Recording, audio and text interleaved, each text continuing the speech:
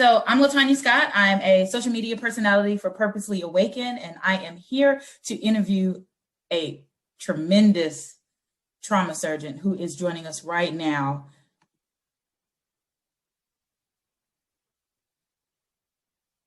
Dr. Matthews, are you there? Oh, give me a minute. Asking. Yes, I am. All right. How are you? You can turn. I'm doing great. If you like. What's that? You can turn your video on if you like. Oh, I'm computer challenged. I got you. Hold on. Okay. You should see a button. Start my video. Okay. Oh, there we go. There he is.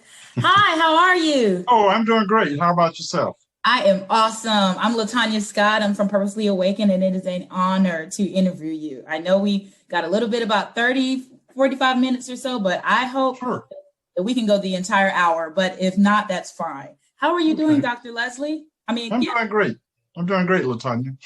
Fantastic. Well, I have been doing some homework. I really wanted to talk to you just off of a whim to get to know your history, how you started in the medical field, and the things that you're doing now, because it's really important. And I want our viewers to get to know you on a personal level and the wonderful things that you have researched on that can definitely help us now today. So, Dr. Matthews, how did you get started in the medical field? What inspired you? When did you think about it? Well, I'm from an extraordinary family. My mother, Missouri Matthews, had the first set of Siamese twins in the history of the world to be successfully separated in 1955. And so that was a medical feat since the time of Adam. My dad sang with B.B. King, with the St. John Gospel Singers. So my family basically gave the world B.B. King, the blues singer. He originally wanted to be a gospel singer. So I came from a distinguished family of parents that worked hard all their life, and they expected us to work hard and be great citizens and do the right thing. So at the age of 4, I told my family medicine physician I was going to be a surgeon, and so he just thought I was joking. And so I knew what I was going to do before I even started school. So I was reading when I was 4 years old, and so I did not go to Head Start or pre-K because I said, what I need to go there for, I already know how to read and write. So, you already got the knowledge. So I've always loved science and always had a curious mind, and I have to keep my mind busy, and I love reading. I have a passion for that. And so I basically knew what I wanted to do since I've been here. Oh, wow. That just inspired me. That made me feel so much better with the things that I'm doing in my life. Not only am I helping out with Purposely Awaken doing interviews, but I am the environmental science educator for the Cahaba River Society. I grew up with the passion of being outdoors and nature, fishing, and doing things with my family. My mom was a nurse. And of course, I wanted to be like my mom. I wanted to be like my mom or my older brother. But I chose to love the things that she did as a nurse. And I was going to college and realized that it wasn't for me. So I really love the outdoors so much that I changed my major, and I'm absolutely in love with what I do now. Okay. So just by you saying you started at 4 years old being interested in those things, and your family, wow, your family's historic. Like they're awesome. And you becoming a trauma surgeon. And I was trying to tell our viewers before you signed on a second ago who you are. This guy right here, his name is Dr. Leslie Ray Matthews. He's an award-winning and internationally known trauma surgeon. And you're a professor at Morehouse College for Israel. Well, I'm retired now. I retired in December 31st, 2019. Oh no. Okay. About a year. Okay, so the things that I've read, I can always admit when I'm wrong. So the things that I read was that you are currently a professor. No. So I need to do. Well, I'm still a professor, but I'm retired. Oh, well, that's all right. That's all right. So in 2019, you were a professor at Morehouse. So you probably know our current Birmingham City Mayor, Randall Woodfin. No, I didn't travel that much. Actually, I was in the hospital 7 days a week mostly. Oh, wow. He went to Morehouse College. Well, I did not go to Morehouse College. The medical school and the undergrad college are total separately. Oh, I They didn't have know that. different board of trustees and different presidents. Wow, I did So not know that. yes, I they're separate entities. I thought that everybody who went to Morehouse knew everybody. No, So thank you for correcting me. I appreciate it. you're Um, welcome. so let's get into some things. Right now, like there's so much things going on with coronavirus. I know that you probably got these questions so many times, especially during your research on vitamin D. That's just something that I'm really interested in. And Sure. I would love for our viewers to learn more of some supplements and things that they can take to not only prevent, but to combat the virus itself. Because I've had the coronavirus a few weeks ago and I was not given vitamin D. I was only told to take, I have a bunch of lovely vitamins here, over here. Oh, that's a lot. So, well, here's the thing. The reason why I got so excited to interview you is not only with your research with vitamin D, because as a female going to the doctor getting labs done, I was told that I'm vitamin D deficient, and I never understood what that meant. And I wanted to join the Marines, and I was told by my recruiter to start taking vitamin D now to strengthen your bones, because a lot of females have fractures or bone breaks when they're in the military. So it never registered with me how important supplements were. So I would like for you to share a little bit about your research on vitamin D. Give our viewers the differences between vitamin D. There is vitamin D2 and vitamin D3. 2 is made from plants, D is from animals, and it makes it much more easier for us to absorb if they take vitamin D. But I've been doing my research, listening to you, like you are just phenomenal. But I'm gonna yield my time and I want you to speak. Okay, well, originally I went to University of Mississippi, Ole Miss, Oxford, and I was a pre-med chemistry major.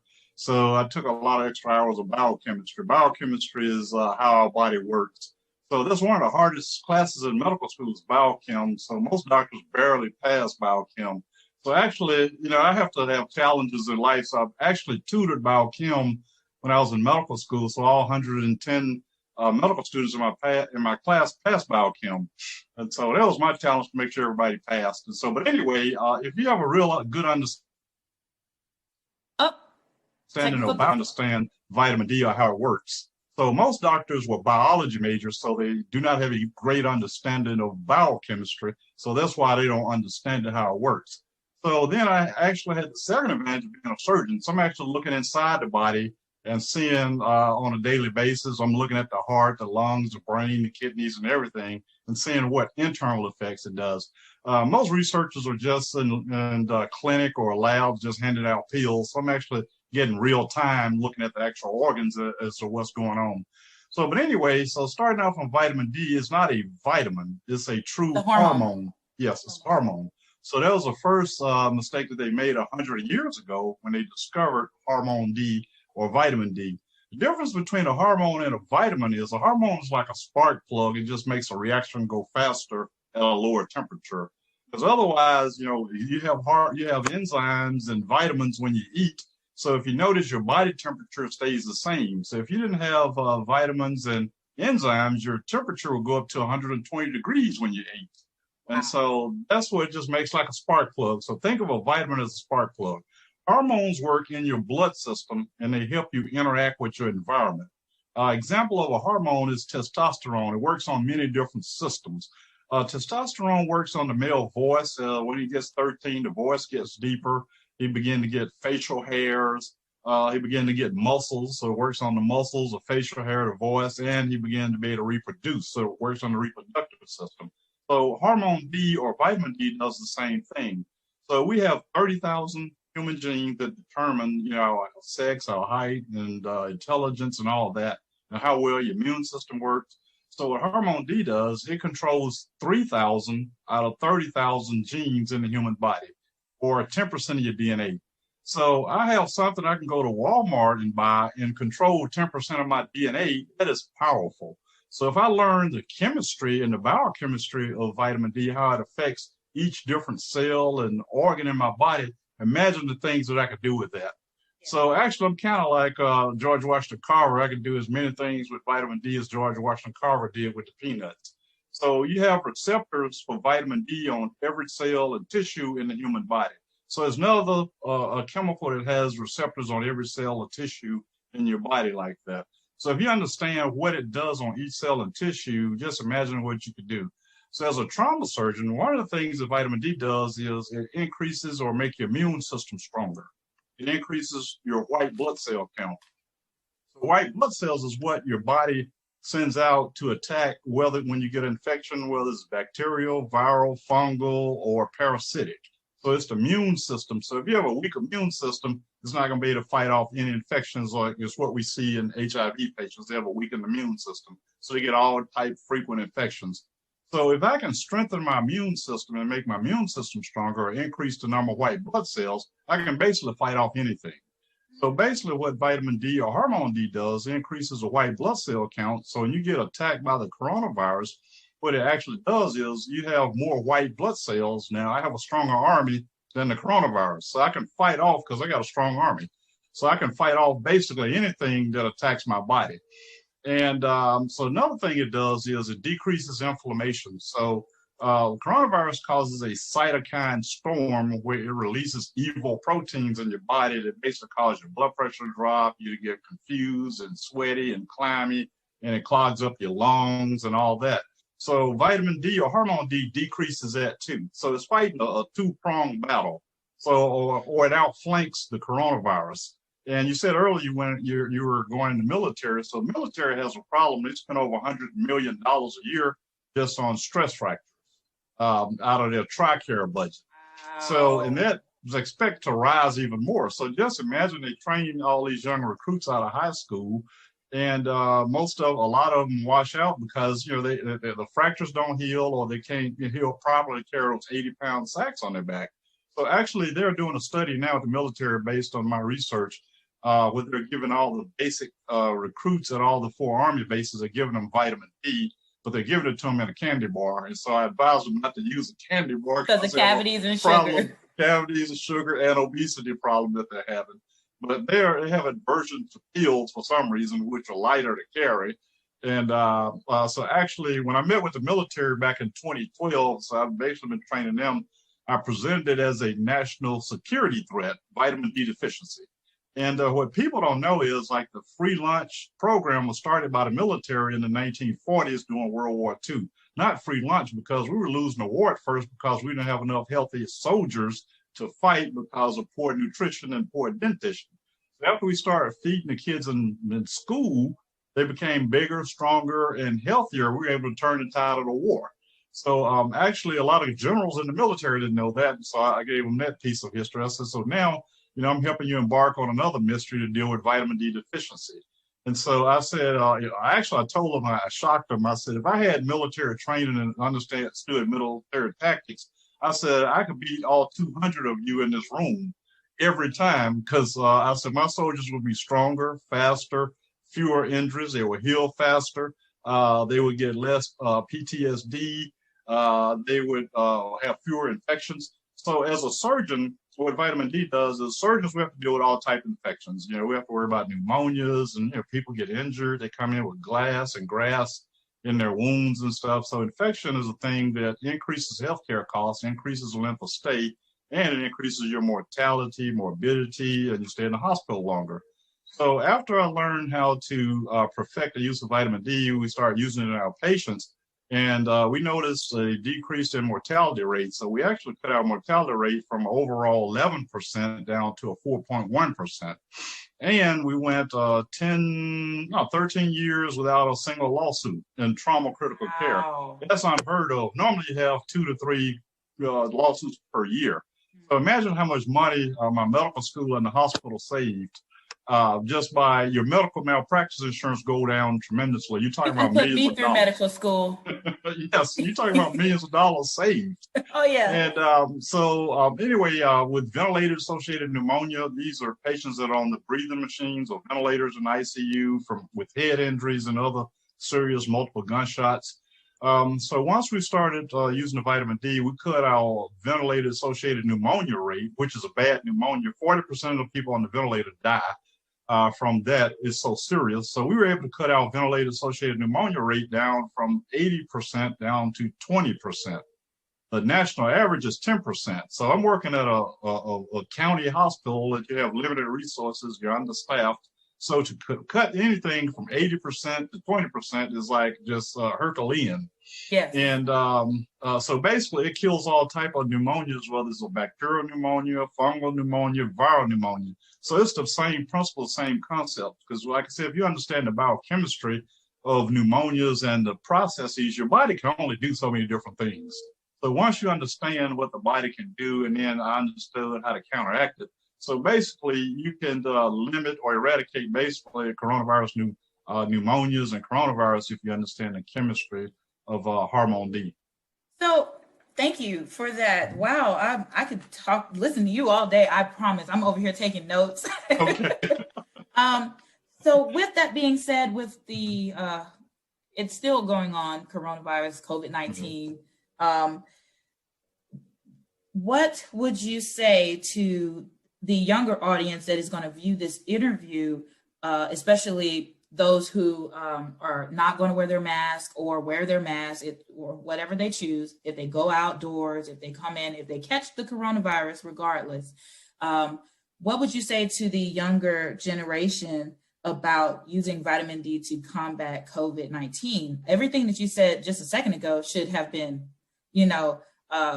relevance enough for everybody just to start taking vitamin D. But with that, I also want to piggyback on, why are we hearing more about vitamin C to boost our immune systems than we are vitamin D? That's a great question, Latanya. Actually, like I said, vitamin D is a true hormone. So it works in your blood system and affects multiple different systems. Vitamin C is just a vitamin. And so it can't do as many things as vitamin D does, but it can work in conjunction with vitamin D. But you don't get the same bang or the same bang for your money as you would with vitamin D. Vitamin D is the heavy lifter. Okay, think about it. If you got multiple people on a football team, vitamin D is the MVP on the football team. So you more likely Alabama fire.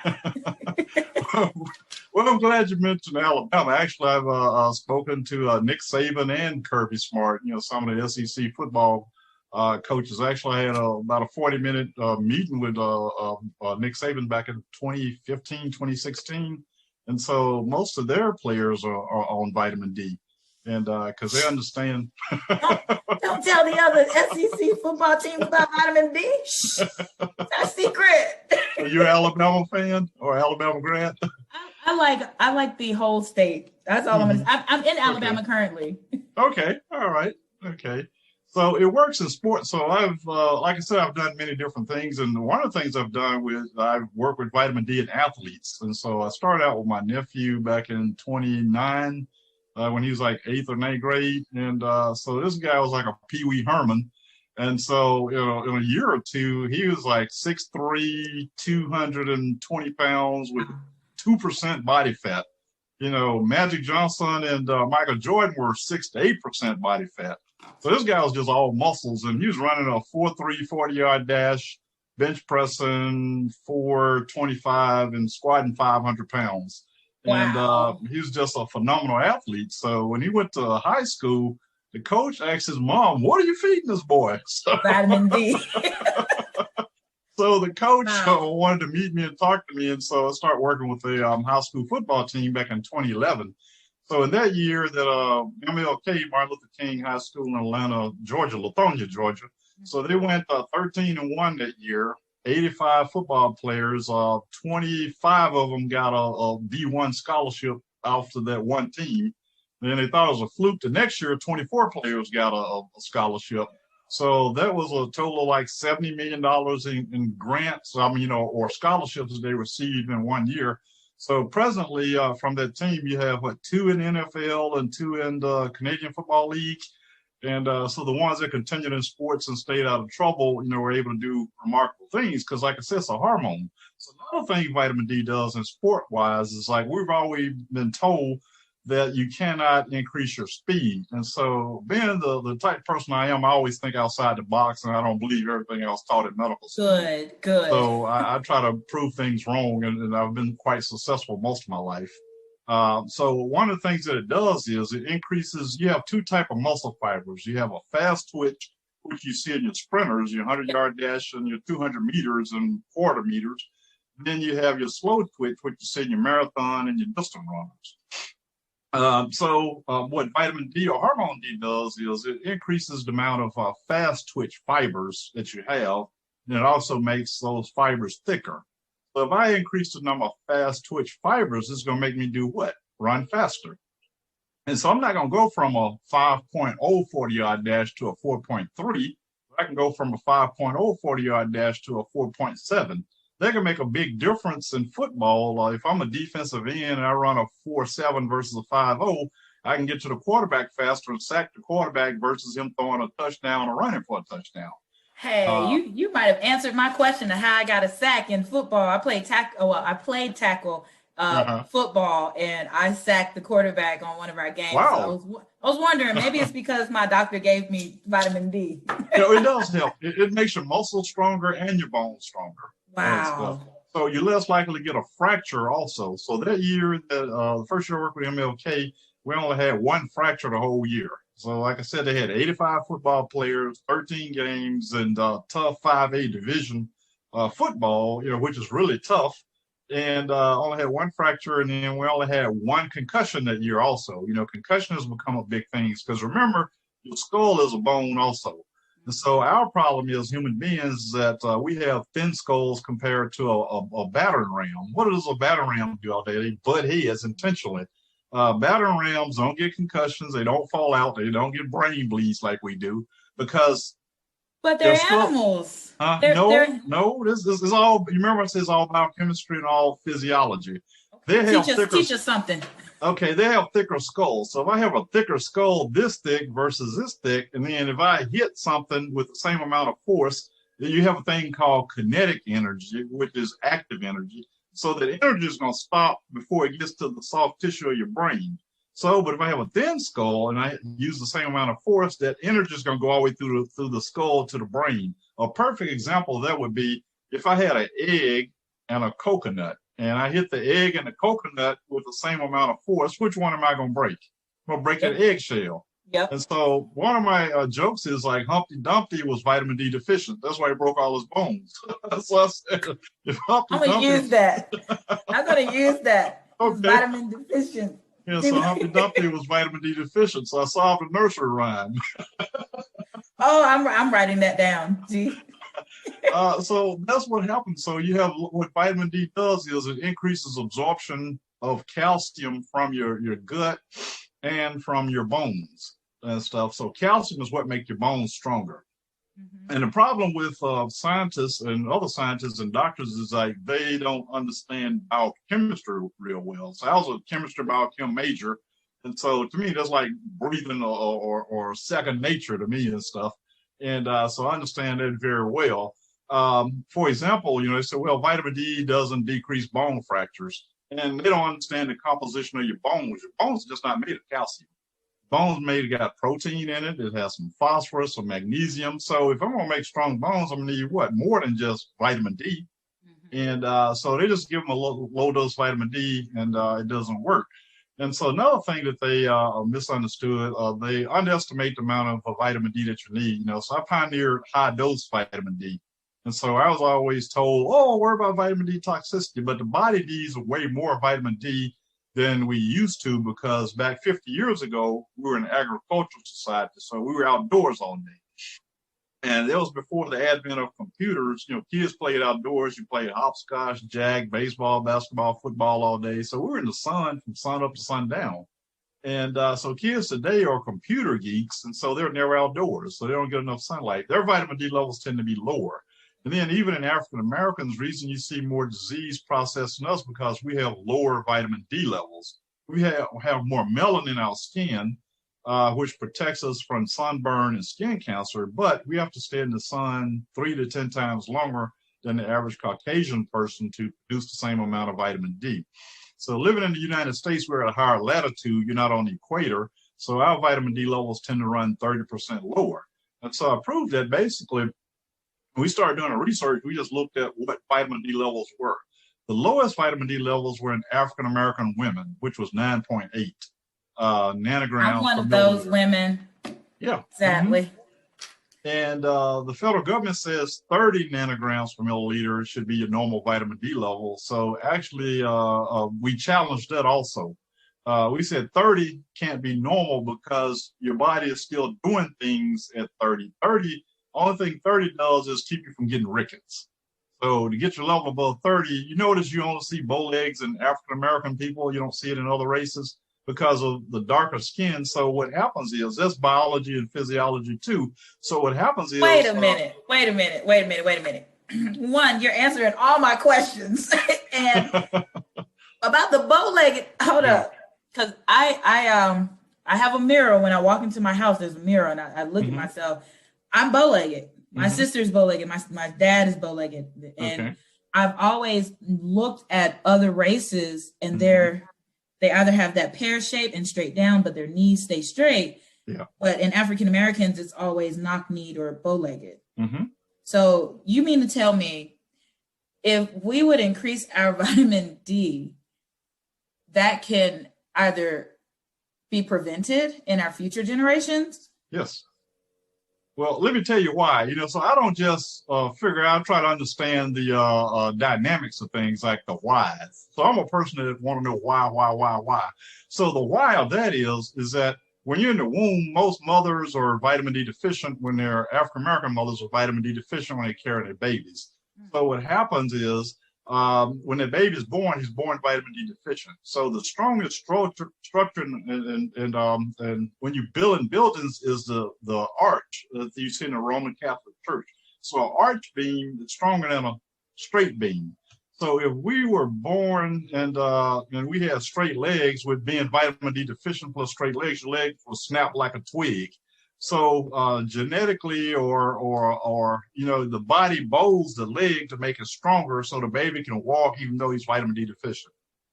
So that's why you see bow legs in black kids. It's a genetic design where that leg can walk other than snapping or breaking. And because of lower vitamin D levels. And we now know that vitamin D deficiency during pregnancy is associated with lower intelligence, lower IQ, paranoid schizophrenia, diabetes, and a whole host of other things. And that's why you see postpartum depression in a lot of women while they're pregnant, because you got another entity growing in you and he's siphoning off the vitamin D to build his bones up. And another thing is that this thing affects you lifelong. So things that go on in the womb affects lifelong. And the mortality rate for our African-American women is 4 times higher. That's because of vitamin D deficiency is one of the main culprits. Okay, you just touched on that. I was going to say, is vitamin D the main reason or is it just a part of a reason? Is a large part of the reason. And research in terms of medicine, they did an article and showed that when your vitamin D level is less than 18, remember I told you in my unit, the African Americans vitamin D level was 9.8. So at that time when we were checking vitamin D levels, the mortality rate for the African American females on our trauma critical care service was 14%. It was the highest of all between the African American males, African American females, Caucasian females, and broken down into 4 groups. So once we started using high dose vitamin D and getting the vitamin D levels up rapidly, the mortality rate of all groups equalized across you couldn't tell the difference between the mortality rate of any other group. So what they tell us is that healthcare disparities and stuff. So most of it is biologic, so it's just like low vitamin D levels because our vitamin D levels tend to run 30% lower because of melanin in our skin blocks 98% of vitamin D production. So we would need to increase vitamin D to not only have a better functioning body, but to increase our immune system. Yes, correct. Okay. I'm blown away. I did not know that vitamin D was such an important, hormone D was such an important factor in our health, especially people of color. going to the doctor and getting labs drawn to see how your thyroid is doing, your vitamin D levels, etc. And they say you're vitamin D deficient, and they give you a pill bottle, vitamin D3, and you take these pills, but not really taking my personal time to do research to understand vitamin D. I was just thinking, oh, well, when I get older, my bones will be weak and they'll probably break. So I got to be really careful. I didn't understand that it needs to be in the fibers of my body. Yes. And with that being said, when I was doing my research to learn more about you and what you were researching, and a lot of the interviews, one of the interviews when you were interviewed by Ask Dr. Alice, she had her pill bottles, and I was like, I'm gonna have my pill bottles. I want you to tell me what I need to throw away, what I need to take, because there's a lot of people that I know that have a lot of pills, and we call it the medicine cabinet. Yes. And we either take those pills maybe the first week, and then they just sit there. But as far as vitamin D3, not understanding how it can help me, I thought it was just for strong bones. And I know a lot of people think it's just for strong bones. No. But it's for more than that. But my question to you is I wanted to ask, you say high levels of vitamin D, and you need it to, or the levels need to be no less than 18, right? Yes. Correct. Okay.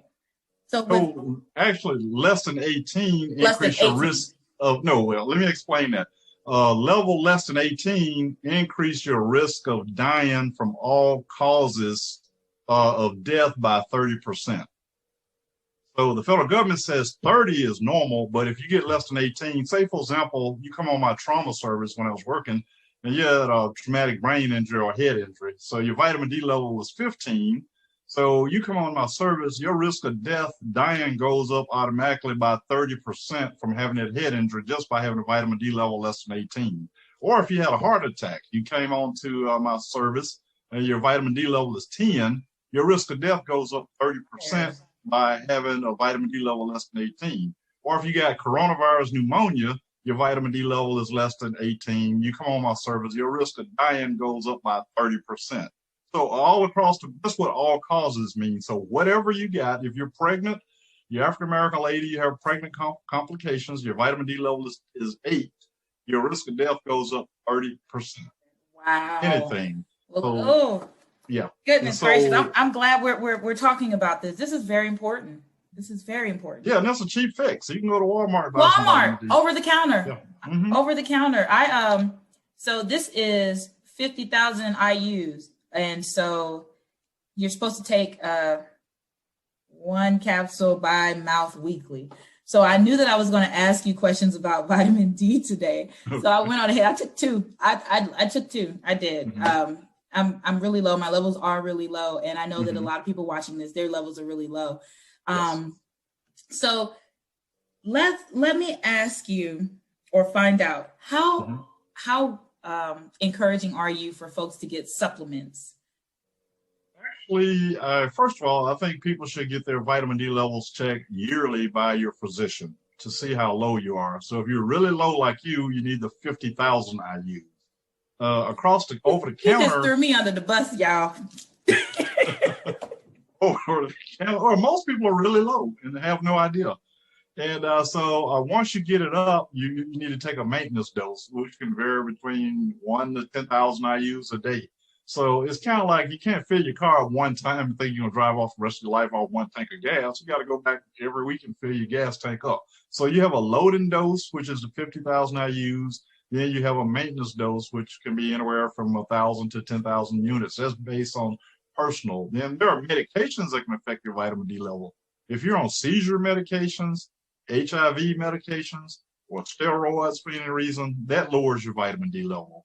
And another thing that most doctors don't know is when you go in the hospital and whatever type of injury or illness that you have, your vitamin D level drops 50% the first 24 hours, regardless of your cause of being in the hospital. So say, for example, I went in the hospital, my vitamin D level was 30. 24 hours later, my vitamin D level is going to be 15, regardless. Because hospitals are dark dungeons. You're not getting natural sunlight there. or you're not making vitamin D. 90% of it comes from the sun striking your skin, and so only 10% comes from the diet. So it's not a lot of vitamin D in your diet. And as nutrition, we need at least 100 different nutrients, supplements, phytoenzymes, and enzymes and amino acids to be healthy. But I just started out with the biggest thing. The biggest deficiency is vitamin D deficiency. So you need vitamin D lifelong, from the time you're conceived to the time from the cradle to the grave, is what I say.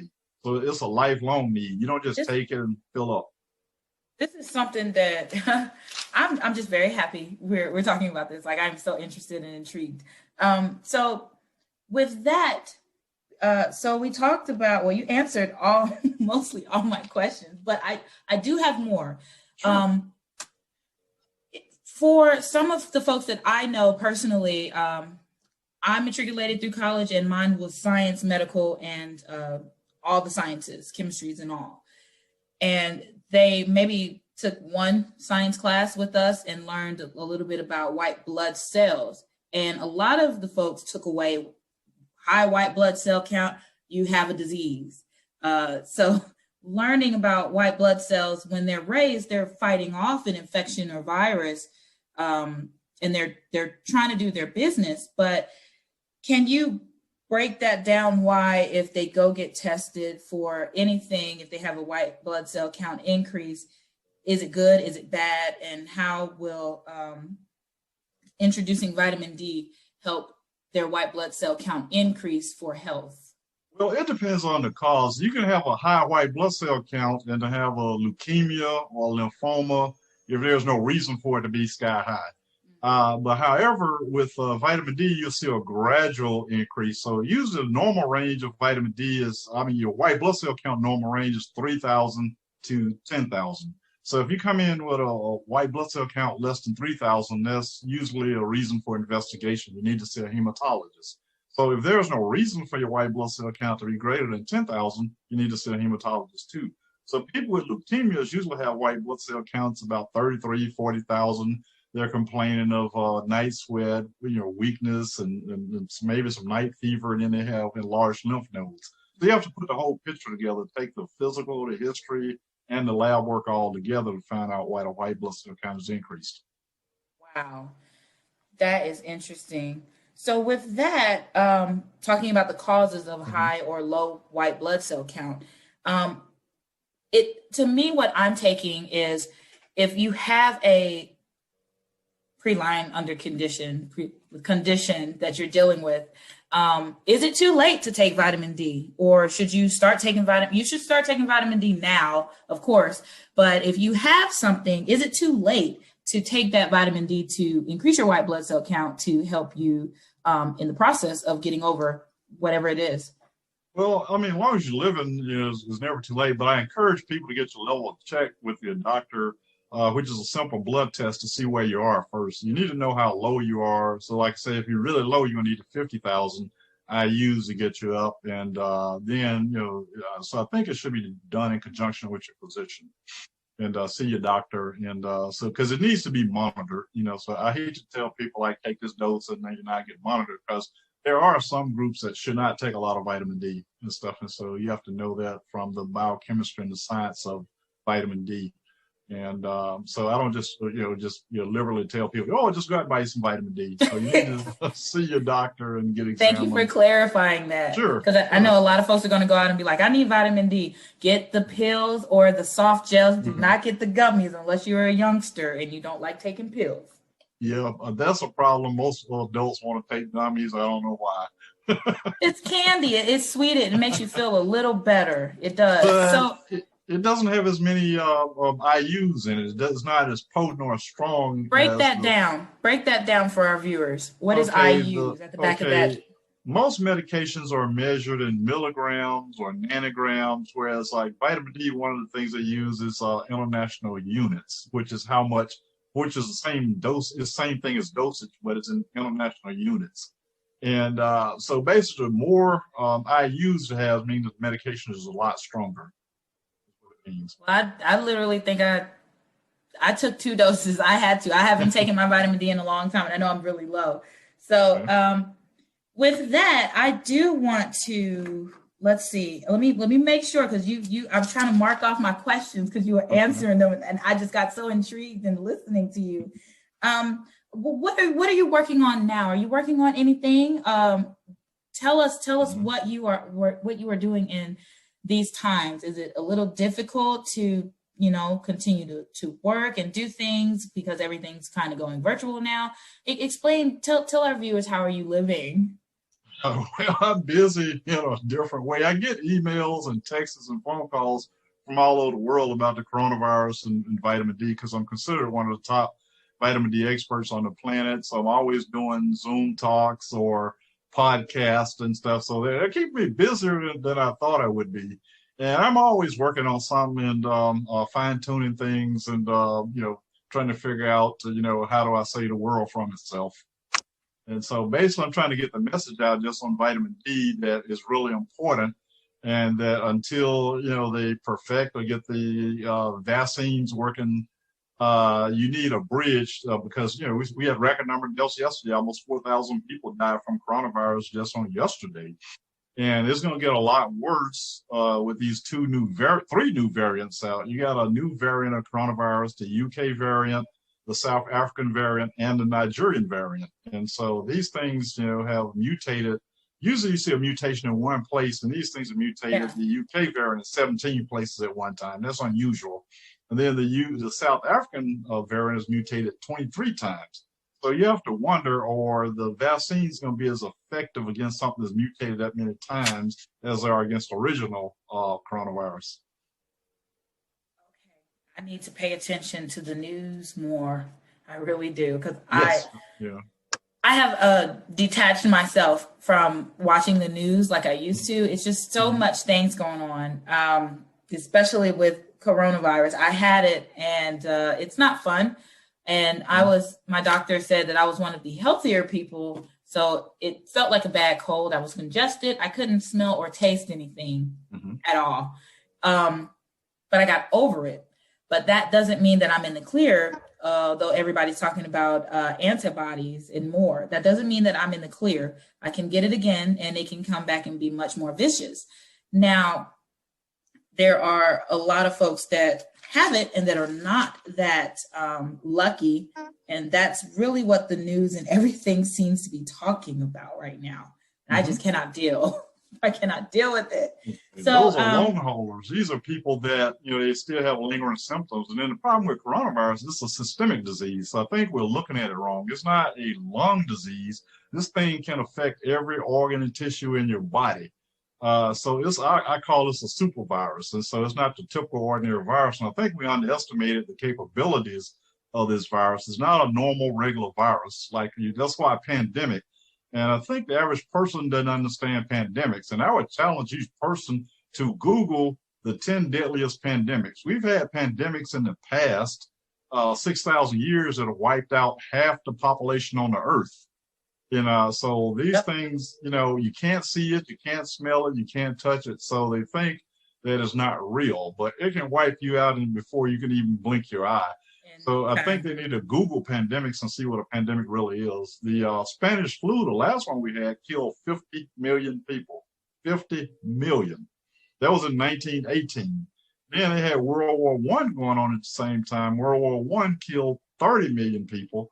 So this pandemic killed 20 million more people than a war when they were trying to kill each other. And so these pandemics, this thing is spread around the globe. It's on all 7 continents, even Antarctica, which is the coldest place on the earth. It gets to be minus 80 degrees down there in the wintertime. So it's everywhere. So what virus can survive minus 80 degrees and then go to Dubai and survive 120 degrees? So that's a 200-degree shift. That's not a normal virus. So I'm like you. I want to know the whys.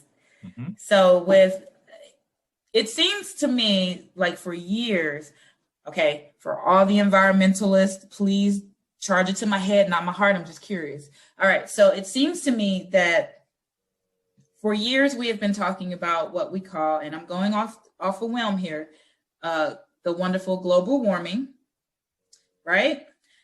Things are melting, things are heating up. And with the emissions and everything increasing, it seems like after a period of years start talking about that, now this virus is everywhere. Hot places, cold places, dark places, light places.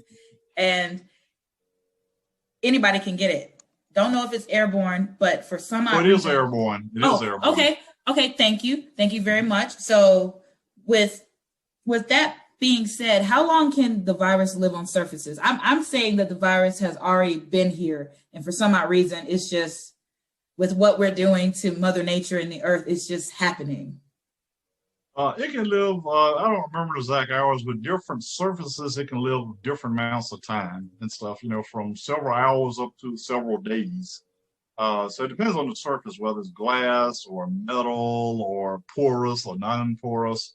And so you can Google a list and they'll tell you how long it lasts on each surface. But it depends on the surface, how long it can last. Where did the coronavirus come from? Who knows? I talked to one of my virologist friends. He said there are approximately 1,400 or 1,400 viruses that can potentially become a pandemic and wipe out the whole earth. So basically, the only way you can deal with it is strengthen your immune system. So are we going to take 1,400 vaccines a year if all 1,400 of these things come out? You don't have enough space for 1,400 vaccines. So the best thing is to strengthen your immune system. Now, the thing I like about vitamin D or hormone D, I know all the side effects of it. I know how to treat all the side effects of it. It's relatively cheap, and you don't develop immunity against it. So regardless of what it confirms or conform to, or how many times it mutates, I can still kill it with vitamin D. Well, I'm glad I took my vitamin D before we talked. I'm gonna make sure I wipe off surfaces and stay away from people still.